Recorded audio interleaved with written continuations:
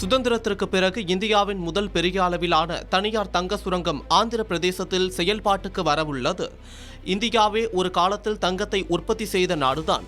கர்நாடகா மாநிலம் KGF கோலார் தங்க சுரங்கம் மூலம் நாம் சீனா உள்ளிட்ட நாடுகளுக்கு இணையாக தங்கம் உற்பத்தி செய்தோம்.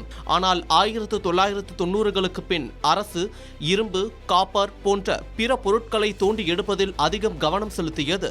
இதனால் தங்க சுரங்கங்கள் கண்டறியும் பணியும் நிறுத்தப்பட்டது. கோலார் தங்க சுரங்கமும் மூடப்பட்டுவிட்டது. இதனால் நாம் பெருமளவில் தங்கத்திற்கு இறக்குமதியை சார்ந்த நாடாக மாறிவிட்டோம். ஆந்திர மாநிலம் கர்னூல் மாவட்டத்தில் உள்ள ஜொன்னகிரி தங்க சுரங்க திட்டம் மே மாதம் தொடக்கத்தில் தனது பணிகளை துவக்க தயாராகி வருகிறது. ஜியோ மைசூர் சர்வீஸ் இந்தியா நிறுவனம் இந்த திட்டத்தை உருவாக்கியுள்ளது. ஜொன்னகிரி, எர்ரக்குடி மற்றும் பாகித்திராயி கிராமங்களில் சுமார் 598 ஹெக்டேர் பரப்பளவில் அமைந்துள்ள இந்த திட்டத்திற்காக 400 கோடிக்கும் மேல் முதலீடு செய்யப்பட்டுள்ளது. அடுத்த 15 ஆண்டுகளுக்கு ஆண்டுக்கு 1000 கிலோ சுத்திகரிக்கப்பட்ட தங்கம் உற்பத்தி செய்யப்படும் என எதிர்பார்க்கப்படுகிறது. இந்த சுரங்கத்தில் 13.1 டன் தங்கம் இருப்பது உறுதி செய்யப்பட்டுள்ளது. இது வருங்காலத்தில் 42.5 டன் வரை உயரக்கூடும் என ஆய்வுகள் தெரிவிக்கின்றன.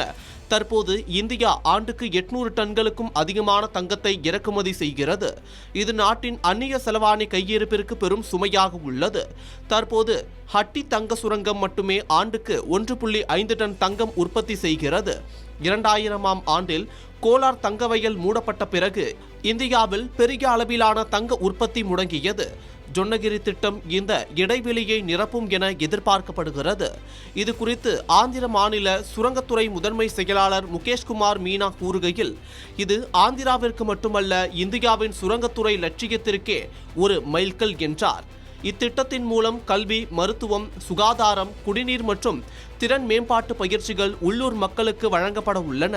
இத்திட்டத்தின் வெற்றி வரும் 10 ஆண்டுகளில் இந்தியாவின் தங்க உற்பத்தியை 50லிருந்து 100 டன்னாக உயர்த்த முதலீட்டாளர்களை ஊக்குவிக்கும் என நிபுணர்கள் கருதுகின்றனர்.